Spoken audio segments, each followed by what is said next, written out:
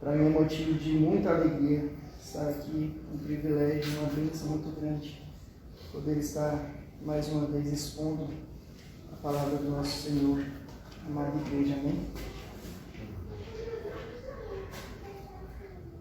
Meus queridos, nós temos então aqui, chegamos aqui ao capítulo 3 de Lucas, e nós vemos aqui, como os irmãos já devem ter visto nas outras exposições, Lucas é um tremendo de um historiador, né? Ele é um historiador, ele era médico também, então uma pessoa assim, realmente preparada para fazer o que ele estava fazendo aqui, quando ele foi narrar, né? Então, aqui essa parte do ministério de João Batista. Né? Então, ele começa dizendo aqui, né, no 15º ano do reinado de Tibério César, e eu não vou entrar muito no mérito do contexto histórico, né? Eu vou partir mais direto para a pregação de João Batista, mas eu quero só fazer uma ressalva aqui, que eu acho que tem uma aplicação muito boa para as nossas vidas hoje. Meus amados, o contexto em que João Batista estava pregando é um contexto de extrema confusão política, social. As coisas não estavam bem, as coisas não estavam em paz, né? As coisas não estavam assim, menos difíceis do que elas estão agora. Porque muitas vezes a gente fica pensando, puxa, como os tempos estão difíceis, né? Como que está ruim isso, como que o nosso governo está assim, assado. Mas eu já falei isso antes e eu falo de novo, irmãos. Isso não é uma frase minha, né? Mas eu sempre digo que nada novo debaixo do sol. Nada novo debaixo do sol. Essas coisas sempre estiveram aí, né? Então era um contexto político e social cheio de injustiças, cheio de explorações, cheio de todo tipo de desonestidade, da mesma forma como nós vemos hoje, né? Da mesma forma, esse contexto aqui em que o João Batista está pregando, certo? Então, o Lucas, né, ele vem descrevendo aqui o início aqui, ou parte do ministério de João, e ele vem falando logo como que era a pregação de João Batista, né? Então, no versículo 3, nós vemos aí: ele percorreu toda a circunvizinhança do Jordão, pregando batismo de arrependimento para a remissão dos pecados. E aí ele confirma o chamado de João através da profecia de Isaías, né? Isaías vai falar lá: voz que clama do deserto, preparai o caminho do Senhor. Nós sabemos que João, ele morava no deserto, certo? Endireitai as suas veredas.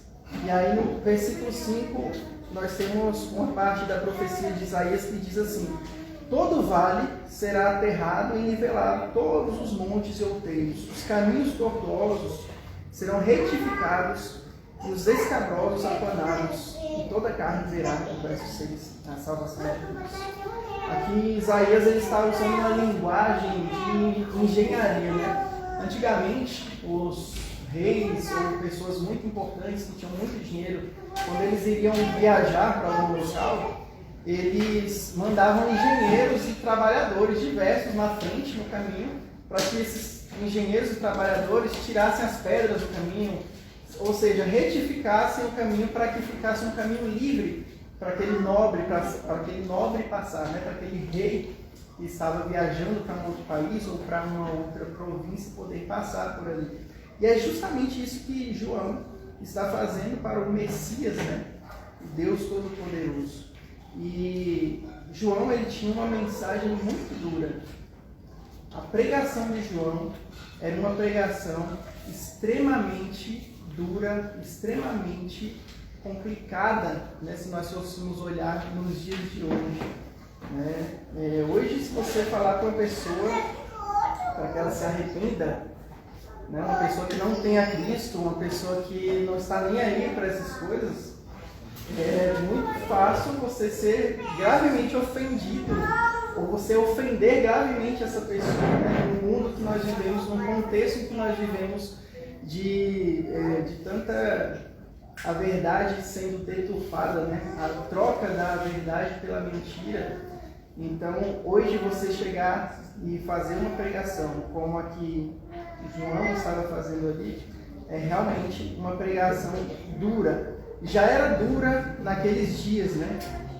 E hoje ela seria vista com olhos muito ruins, certo?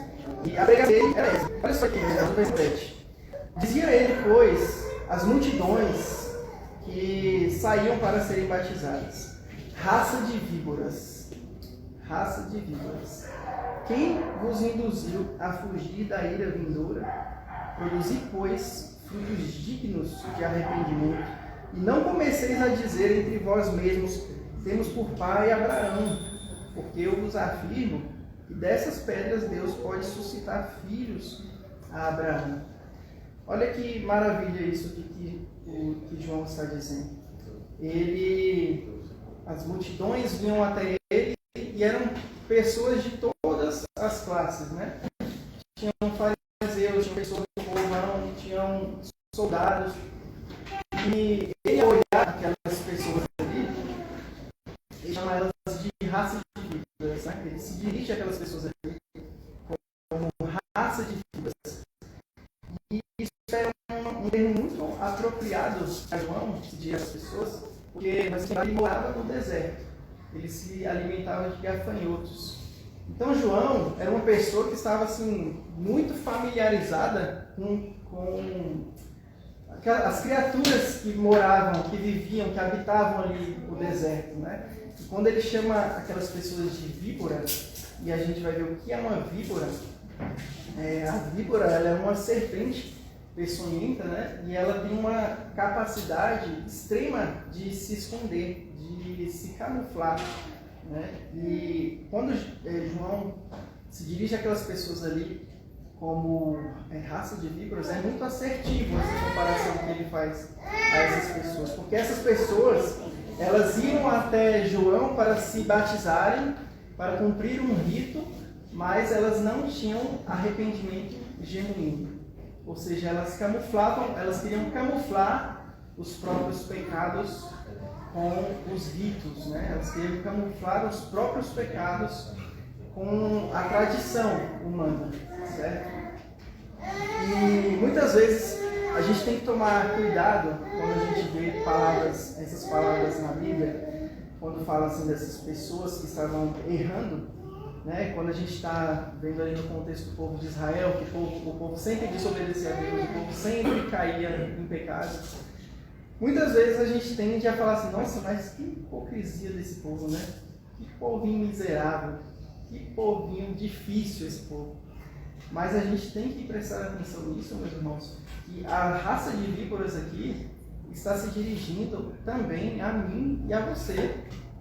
Essa palavra, raça de víbora, ela é dirigida a nós todos. Ela é dirigida a nós todos. Por que ela é dirigida a nós todos? Quantas vezes nós tendemos a esconder os nossos pecados? A gente faz isso, meus irmãos, desde muito cedo. Desde muito cedo. A gente faz isso desde que nós somos crianças, desde que nós somos pequenas crianças. Você, com certeza, se você puxar na sua memória, você vai lembrar um dia que você desobedeceu sua mãe ou seu pai e você tentou esconder aquilo. Isso vem lá de trás. Ninguém ensinou isso pra gente.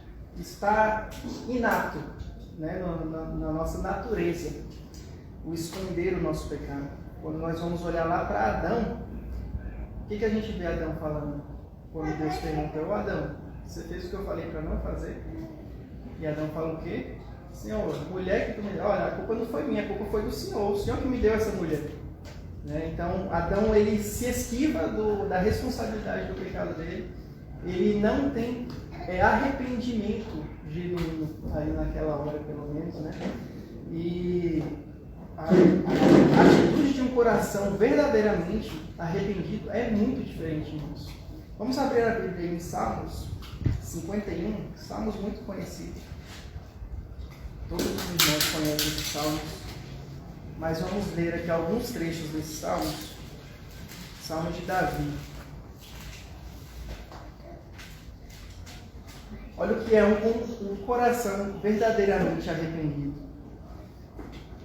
Versículo 1. Compadece-te de mim, ó Deus, segundo a tua benignidade, e segundo a multidão das tuas misericórdias, apaga as minhas transgressões.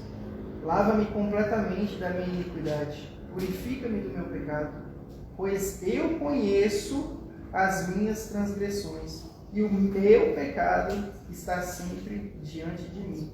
Versículo 4. Pequei contra ti somente fiz o que é mal perante os teus olhos, de maneira que serás tido com justo no teu falar e puro no teu julgar. Amém? Olha a diferença de um coração que está verdadeiramente arrependido. Então a mensagem de João é essa, meus irmãos. Ele vem e ele fala aqui no versículo 7, versículo 8: produzi, pois, frutos dignos de arrependimento. Ou seja, ele não está apenas dizendo assim, olha, se arrependa do seu pecado. Porque o que é arrependimento genuíno? Essa é uma pergunta que nós temos que fazer hoje. O que é uma pessoa verdadeiramente, genuinamente arrependida?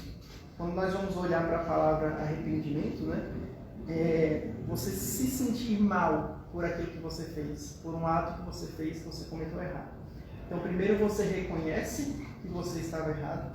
A gente leu lá, acabamos de ler o salmista Davi, falando sempre assim, ó, o meu pecado, a minha transgressão está sempre diante de mim. Então, a primeira coisa é o reconhecimento de que você está pecando, de que nós estamos pecando, de que aquilo ali é ofensivo a Deus. E a segunda coisa, depois de nós reconhecermos e confessarmos, será produzido no seu coração uma tristeza, um incômodo terrível. Isso eu digo para você, se você é cristão, meus irmãos, o Senhor Deus, Ele vai tratar o seu coração. Ele mesmo vai tratar de produzir no seu coração uma tristeza. É como se fosse um desespero. Os irmãos vão saber exatamente do que eu estou falando. Quando a gente comete um pecado e a gente sente como se a gente estivesse afastado de Deus. A gente sente até aquele sentimento assim de, nossa, eu vou esperar um tempinho até eu voltar a Deus agora, porque esse pecado foi muito grave. E a gente sente aquele vazio, aquela angústia, né, no coração. Isso faz parte de arrepender-se. Isso faz parte de arrepender-se. E eu já deixo aqui um alerta para os irmãos. Meu irmão, se você está pecando, se você tem um pecado que você está cometendo e que você não sente nada, você sente paz no seu coração fazendo aquilo, você sabe que é pecado, você sabe que aquilo ali ofende profundamente a Deus, você sabe que aquilo ali é pecado contra o Senhor e o seu coração está em paz com aquilo, nós precisamos questionar nossa salvação neste momento. Nós precisamos nos voltar para Deus como o salmista Davi fez e falar, Senhor, tem misericórdia de mim. Não deixa que eu continue nesse pecado. Isso já é uma aplicação muito valiosa para as nossas vidas nesta noite. Nós precisamos nos voltar para Deus, meus irmãos. Se você está pecando e você está tendo paz com o seu pecado, tem algo de errado. Tem algo de errado com a sua cristandade. Amém? Então, que a gente tenha isso como reflexão nesta noite. E, continuando aqui, sobre a questão do arrependimento. Eu falei de duas partes do arrependimento, mas João vai um pouco além e ele vai falar assim, olha, produzir frutos de arrependimento. Ou seja, o reconhecimento do pecado, o remorso que você sente, que é causado pelo próprio Espírito Santo, e a transformação que é feita também pelo próprio Espírito Santo na sua vida, vai produzir o fruto de arrependimento. Ora, o que é o fruto do arrependimento? É você simplesmente deixar aquele caminho, abandonar aquele caminho. E talvez nessa noite você fale assim, nossa, mas essa palavra, eu já ouvi isso tantas vezes, né? Eu já sei isso. Mas, irmãos, isso é o que a palavra de Deus está nos ensinando nessa noite, mais uma vez. E se é necessário que nós escutemos isso mais uma vez, é porque o Senhor quer que nós estejamos nessa noite escutando mais uma vez. E a palavra do Senhor, ela nunca morre. A palavra do Senhor, ela é nova sempre. Então não importa quantas vezes isso seja dito, isso será verdade eternamente. Daqui a 1 milhão de anos nós podemos falar dessa palavra aqui. Ela terá o mesmo peso, ela terá o mesmo poder que teve desde a eternidade, porque ela é palavra de Deus. Amém?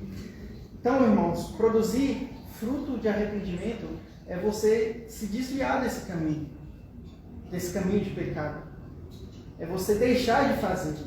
Você está indo por um caminho, você viu que você está num caminho errado, que vai te levar para um destino errado, e você toma agora um novo caminho, você preenche esse caminho. Não é que você para de ir pelo caminho e fica parado, né? Porque uma hora ou outra você vai ter que continuar naquele caminho. Então não é só parar de fazer aquilo, mas você tem que começar a fazer algo bom no lugar daquilo. São os frutos do seu arrependimento. São os frutos do nosso arrependimento. E a palavra de João é essa: sem arrependimento genuíno não existe salvação. Ponto final. Sem arrependimento genuíno não existe salvação. Não adianta nós termos aqui, não adianta nós virmos para a igreja, não adianta nós cumprirmos todos os ritos certinho.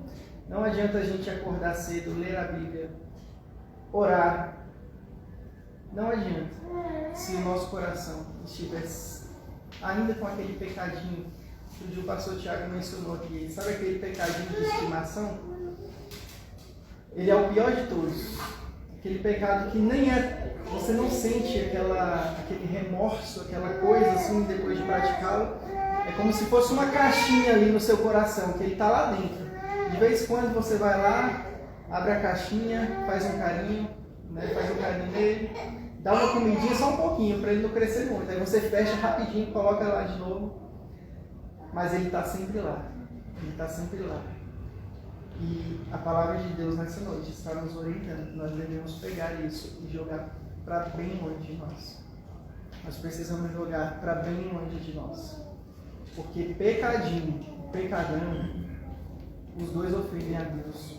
Os dois levam para o inferno.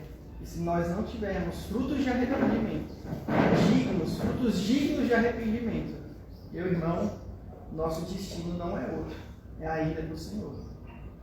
Nós vemos aqui, então, João dá essa paulada, digamos assim, nesse pessoal que está indo até eles, né? E isso também nos atinge automaticamente. E ele fala aqui, né, ainda no versículo 8, olha, não comeceis a dizer entre vós mesmos, nós temos por pai Abraão, que eu vos afirmo que dessas pedras Deus pode suscitar filhos a Abraão. Para nós, o que nós precisamos tomar dessa palavra aqui? Para eles, João estava falando, olha, não adianta os seus ritos, como eu já falei aqui, não adianta as suas tradições. Se Deus quisesse tornar todos filhos de Abraão, todos seriam filhos de Abraão. Então, Deus não está implorando pelo seu serviço. Deus não está, né? Outro dia eu ouvi uma frase legal, Deus não está querendo o seu voto. Deus é Deus e acabou a história, meu irmão. Ele não está numa eleição para ver se ele vai ser Deus, para ver se as pessoas vão aprovar o que ele está fazendo e ele vai então poder fazer o que ele quer fazer. Não, meus irmãos. Deus é Deus e acabou a história. Ele não precisa dos nossos ritos, ele não precisa do nosso serviço para ele. Ele é suficiente em si mesmo. Amém?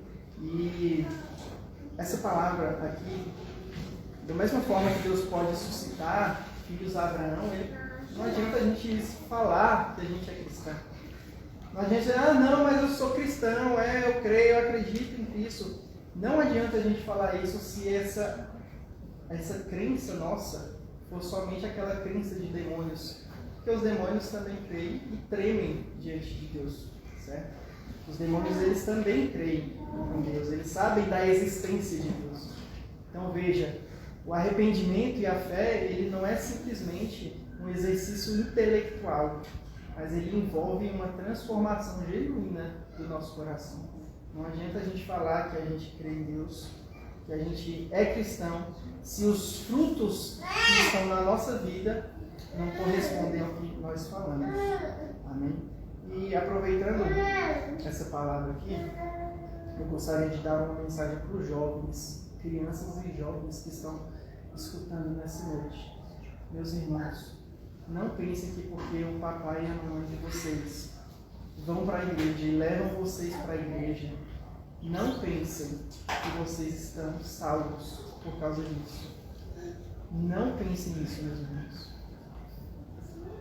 Um dos maiores erros que os pais cometem também é achar que levando seus filhos para a igreja, somente fazendo isso, principalmente do local onde eu vim, eu escutava muito isso, né? As pessoas enchiam a boca para falar assim: eu, graças a Deus, criei meus filhos todos no caminho do Senhor. Todos os meus filhos estão na igreja. Mas você vai olhar para o fruto da vida daquelas pessoas e você não vê frutos de cristãos verdadeiros, de arrependimento genuíno. Isso é muito triste, meus irmãos. Você vê tantos pastores por aí, principalmente os pastores, eles estão numa vida cheia da igreja. É culto domingo, é culto segunda-feira, e quarta-feira tem reunião no seu quê, e quinta-feira tem culto de libertação, e não sei, e sábado tem culto de jovens, e ele está lá, sempre lá, com os filhos dele lá, sempre lá, mas ele não ensina o evangelho verdadeiro para os filhos dele. E ele acha que aquilo ali, aqueles ritos, aquela prática de estar ali na igreja vai trazer a salvação dos filhos dele. Isso não é verdade, meus irmãos. Então, eu gostaria que vocês prestassem atenção nisso, jovens. Vão ao Senhor Jesus Cristo. Pais, levem e apontem os seus filhos para Jesus. Para Jesus somente. Amém? Aqui ainda, nós vemos no versículo 9, após ele falar sobre os filhos de Abraão, né? Nós vemos no versículo 9, João falando o seguinte: ele está aqui então anunciando o juízo de Deus. E também já está posto o machado à raiz das árvores. Toda árvore, pois, que não produz bom fruto, é cortada e lançada ao fogo.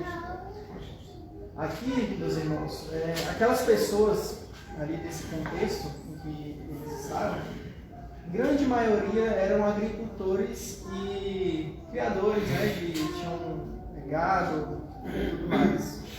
Então todo mundo aqui estava muito bem familiarizado com esse tipo de linguagem. O machado está posto à raiz. É interessante porque aqui ele não fala assim que, olha, o machado está posto para podar as árvores, para ver se elas ainda vão dar frutos, para depois então cortar essas árvores. Não, ele diz o quê? O machado já está posto à raiz das árvores.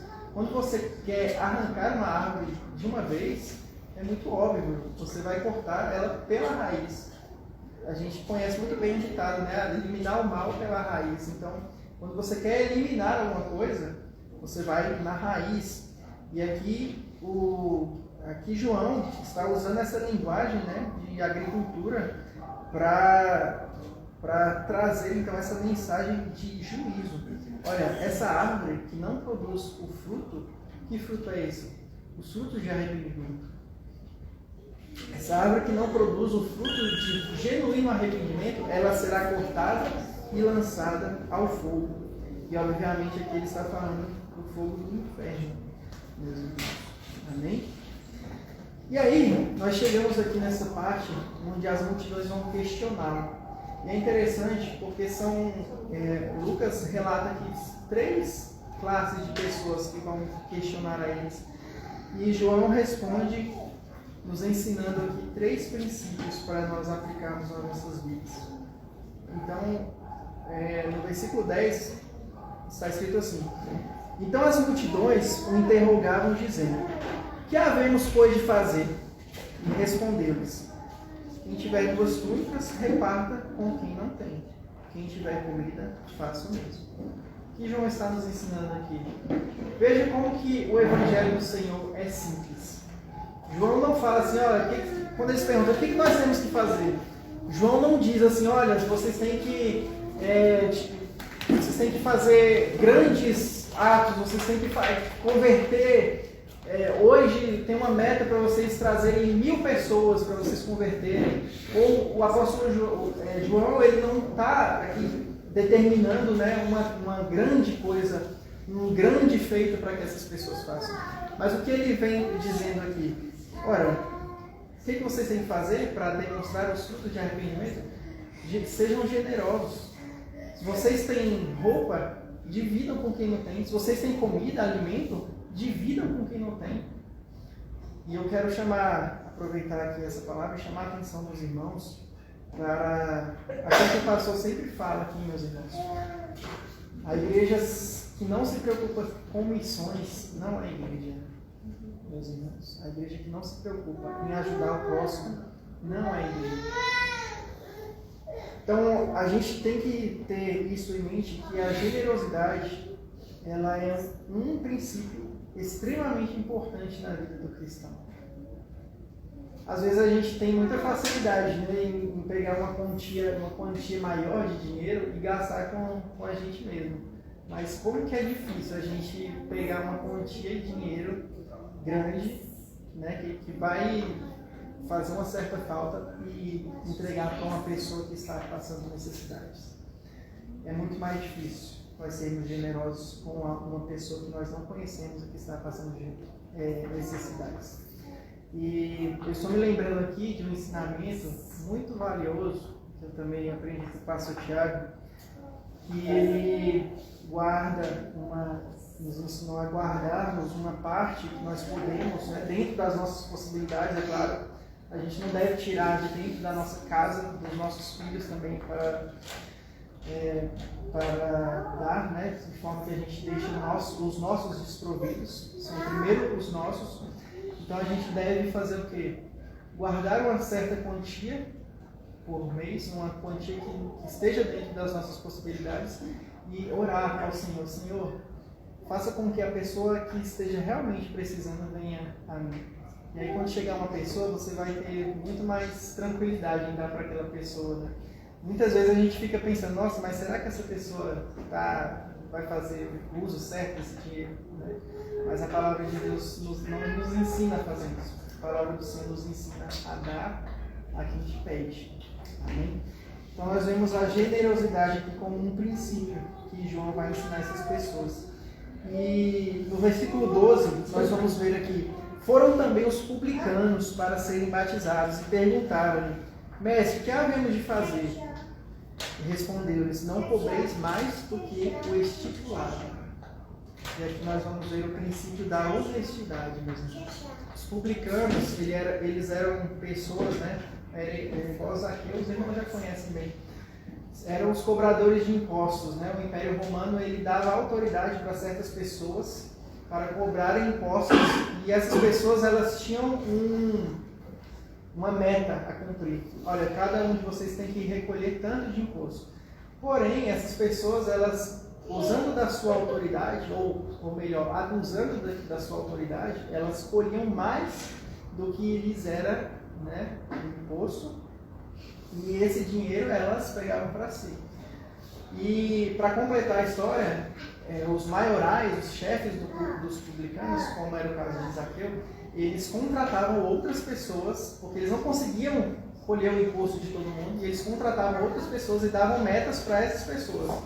E então esses publicanos menores, digamos assim, faziam as mesmas práticas. Eles recolhiam mais do que o necessário para que eles pudessem ficar com a parte de dinheiro, e quando chegava no maioral do publicano acontecia a mesma coisa, e o povo então era oprimido, né? Como eu disse para os irmãos, nada novo debaixo do sol, como nós vimos hoje na política, o que nós vemos hoje nos serviços públicos, né? Quanto dinheiro que não é desviado? Quanto dinheiro que era para ser feito bem?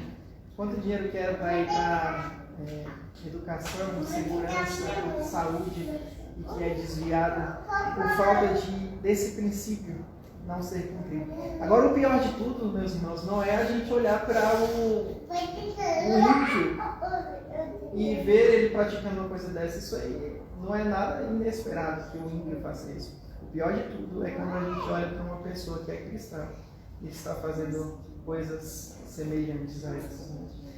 Então, a honestidade, meus irmãos, ela é um princípio que extremamente essencial para a vida de qualquer cristão, meus amados. Se você está num emprego, seja honesto. Seja honesto no que você está fazendo. Amém?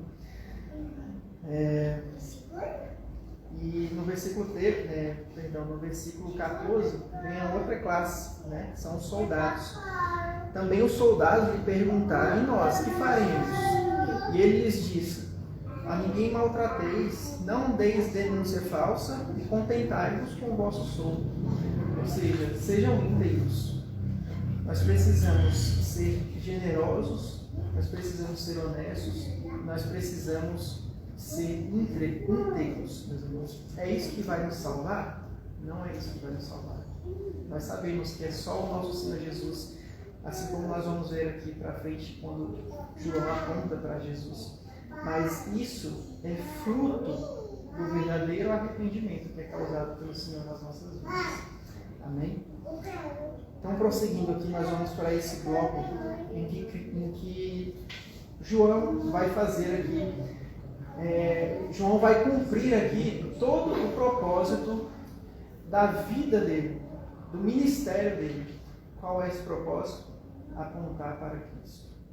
E a partir do versículo 15 está escrito assim: estando o povo na expectativa, discorrendo todos no seu íntimo a respeito de João, se não seria ele porventura o próprio Cristo, veja bem, disse João a todos: eu na verdade vos batizo com água, mas vem o que é mais poderoso do que eu, do qual não sou digno de desatar-lhe as correias das sandálias, e ele vos batizará com o Espírito Santo e com fogo. Amém? Se grande parte dos líderes, dos grandes líderes, né, dos grandes homens de Deus, vou colocar bem entre aspas, porque não existem grandes homens de Deus, né, como Paul Washer fala, não existem grandes homens de Deus, existem. Se você é um homem de Deus de verdade, você é pequeníssimo, você é um pequeníssimo servo de um Deus grande. O seu Deus é grande, mas não existem grandes homens de Deus, né? Mas eles se intitulam assim, né?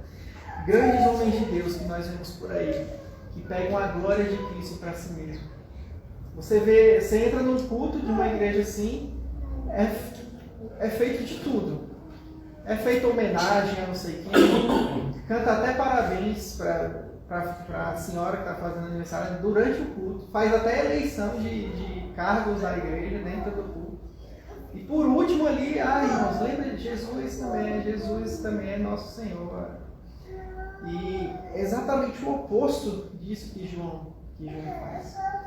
Nós precisamos, irmãos, em todos os nossos cultos, em todos os dias das nossas vidas, como missão principal das nossas vidas, apontar para Cristo. Nós vemos aqui como a mensagem principal desse texto. Nós vemos João trazendo aqui o arrependimento, a salvação que está em Cristo, que é a mensagem principal, e o juízo. E o ponto central desse texto aqui, como é o ponto central de toda a Bíblia, é nenhum outro senão Jesus Cristo, meus amigos. Jesus Cristo. É somente Jesus que vai trazer o arrependimento genuíno aos nossos corações, que vai trazer transformação verdadeira aos nossos corações. E olha só o que João fala a respeito de nosso Senhor Jesus. Ele fala que Jesus nos batizará com o Espírito Santo e com o fogo. Aqui mais uma vez ele está fazendo menção da salvação, da restauração que Cristo veio fazer, mas também do juízo. Esse texto, ele é tão confundido, né? Essa questão de fogo, de batismo com o Espírito Santo e com fogo, principalmente no meio pentecostal. Mas logo a seguir, ele explica o que ele acabou de dizer. Ele fala que ele nos batizará com o Espírito Santo e com fogo, e logo a seguir, no versículo 17, ele já explica, usando mais uma vez aquela linguagem, né, voltada ali para a agricultura. E ele fala, a sua pá ele a tem na mão, para limpar completamente a eira e recolher o trigo. Ou seja, aqui está a salvação do nosso Deus. Jesus, ele já está recolhendo o trigo dele, ele já está juntando os que são seus. Porém, queimará a palha em fogo inextinguível. Este aqui é o batismo com fogo. Este aqui é o batismo com fogo. Fogo inextinguível, mais uma vez ele está fazendo menção aqui ao inferno. Palavra que está sendo cada vez mais escassa e mais odiada no meio de pregações humanistas, pregações coaching, né? Inferno. Ninguém quer escutar essa palavra. Ninguém quer escutar juízo de Deus. Mas nós não podemos nos esquecer, irmãos, que o inferno é justiça perfeita de Deus. É a justiça no mais alto grau do nosso Senhor Deus. É a ira dele manifestada no mais alto grau. Se chama inferno. O inferno, como muitos pensam, não é de Satanás. Não é Satanás que está reinando, está andando nas portas do inferno. Mas o inferno é de Deus, e foi Deus quem criou o inferno. O inferno não é a caverna do diabo, né? Não é a casa do diabo, onde o diabo mora e o diabo manda. Não. Quem manda e reina no inferno é o próprio Senhor Jesus. Não nos esqueçamos disso, meus irmãos. Se nós não tivermos arrependimento genuíno nas nossas vidas, nós teremos um destino que ninguém gostaria de ter. E esse destino ele será eterno. Como nós vemos aqui, o fogo não é fogo de palha que acaba logo. Ele queimará a palha em fogo inextinguível. Ou seja, é um fogo que não se apaga. Queimarão eternamente aqueles que negarem ao Senhor Jesus Cristo. Amém?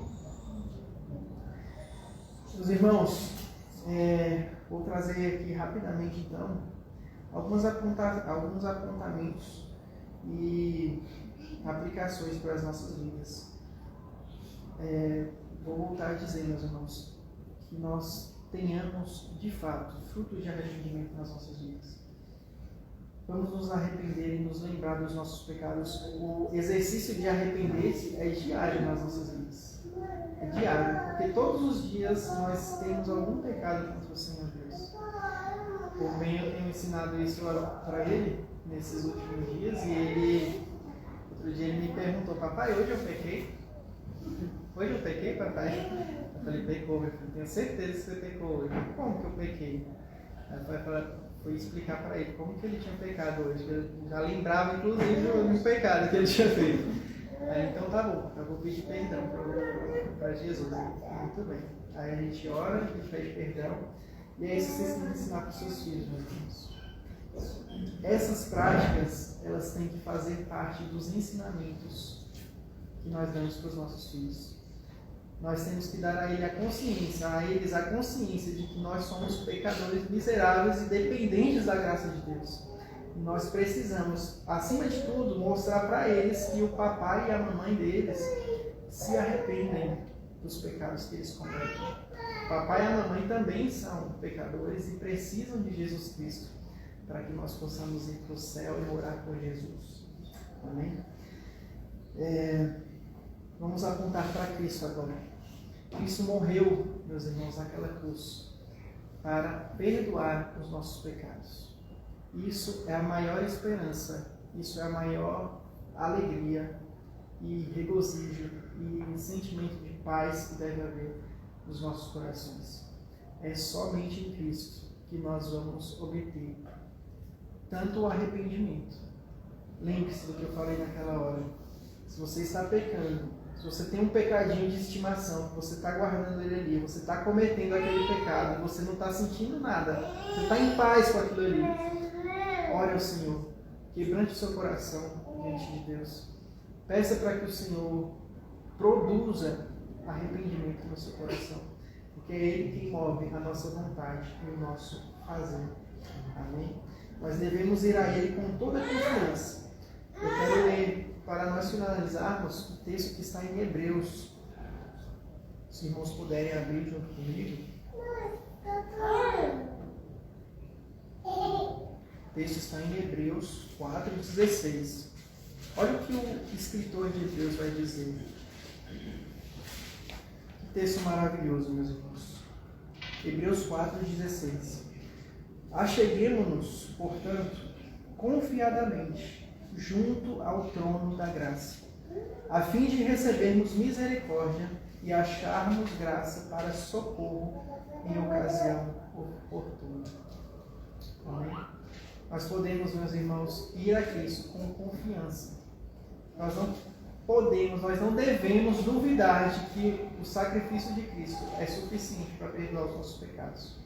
Seja ele qual for, o sacrifício de Cristo sempre será suficiente para perdoar os nossos pecados e nos lavar de toda iniquidade. Amém? Vamos orar, meus irmãos? Ó Deus Todo-Poderoso, nós queremos te dar graças nessa noite. Te louvar, ó Deus, pela tua palavra ministrada aos nossos corações. E pedir, ó Deus, que o Senhor nos guie, que o Senhor nos ajude, ó Pai amado. Segura, Senhor, em nossas mãos. E nos ajude, ó Deus amado, a praticar, a colocar em prática estes ensinamentos. Que a tua palavra nunca seja morta. Que o nosso coração seja terra fértil. Que a semente caia, ó Deus, e dê frutos a 30 e a 100 por um, ó Deus amado.